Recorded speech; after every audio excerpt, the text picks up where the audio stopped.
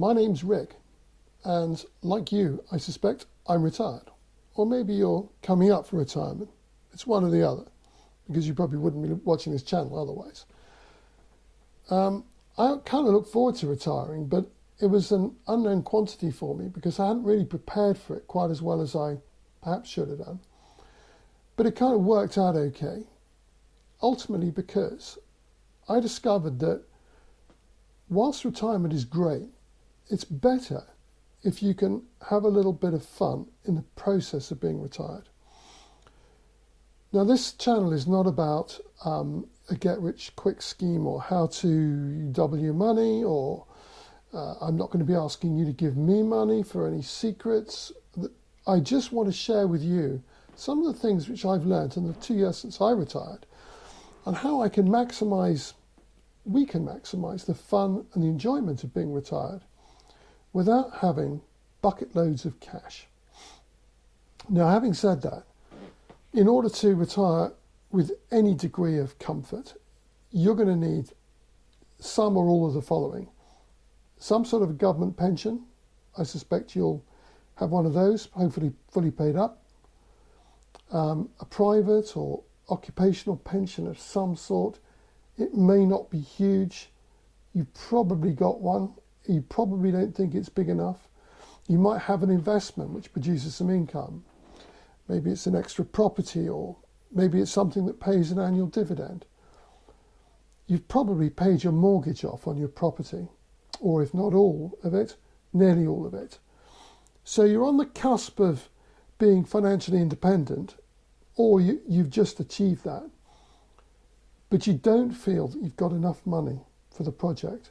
You're retired, you're managing okay, but it's not great. And you feel it could be better, and you wish it was a bit better. Well, I can tell you that it can be better. Without having a magic wand, it is perfectly possible to actually do things with a little bit more style and a little bit more fun than maybe you think you can manage. Let's just talk for a minute about where our money goes. And I think where nearly all of us in the Western world, we spend our money on, our property, maintaining our house, keeping the roof over our head, running the family car. There might be two of them. We like to go on holiday. That's expensive. We like to have leisure time, but again, that costs money as well. We've possibly got a family, and we like to help our family too and support our family. Now, I haven't put any of those things in any particular order, but that's where most of our money goes for most of us. So we can work out ways of saving money. We can all do that. But the key to this is, how can you actually get more out without putting a whole shed load more in? And it can be done. Let's go outside and we'll talk about a few. Okay, we're outside and it's a little bit chilly today. So, but nevertheless, it's not actually raining, which is nice.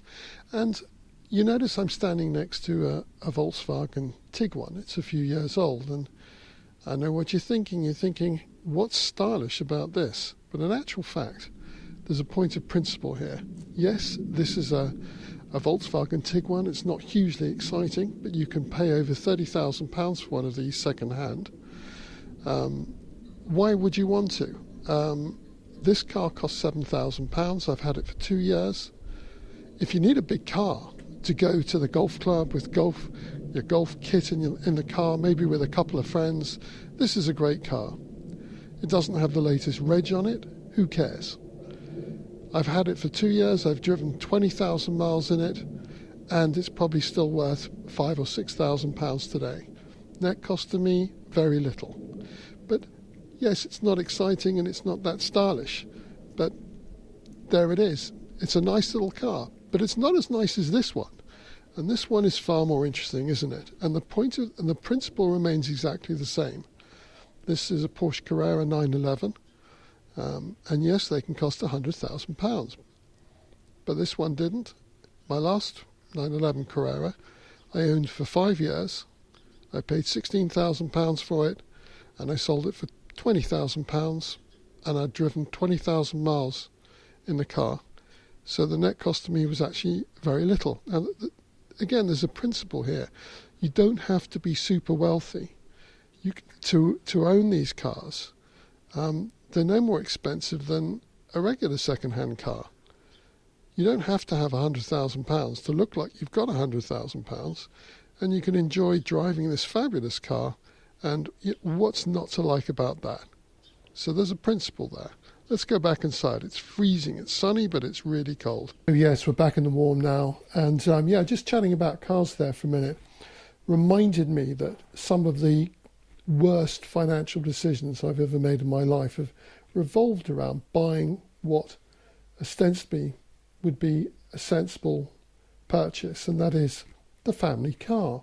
And, you know, the sensible, staid, boring family car which you buy for, you know, whatever, 18, 20, 25,000 pounds. You drive around in it for 3 or 4 years, and then when you decide perhaps trade it in for something else, you discover that your investment has hemorrhaged something like 75% of its value. And, you know, that's supposed to be a sensible purchase. But the Porsche, the TVR, the Ferrari, it doesn't have to be a Porsche. It could be a Maserati. The impulse, sexier, more interesting purchase that people might think is a bit indulgent because, you know, you're spending lots of money on that, aren't you? Actually, they prove to be a much sounder investment, and long-term ownership costs are a fraction of the sensible family car. So we've kind of done cars. So the next time you feel like treating yourself to something, don't feel that it's got to be something boring. You could buy something exotic. You're going to get bigger servicing bills, but your main cost of ownership of things like cars, and cars aren't alone there, but the main cost of ownership is depreciation, and you often don't get that anyway. We've covered that. Hope you enjoyed that. Look out for my next video. Feel free to subscribe. I'm Rick, and thanks for watching.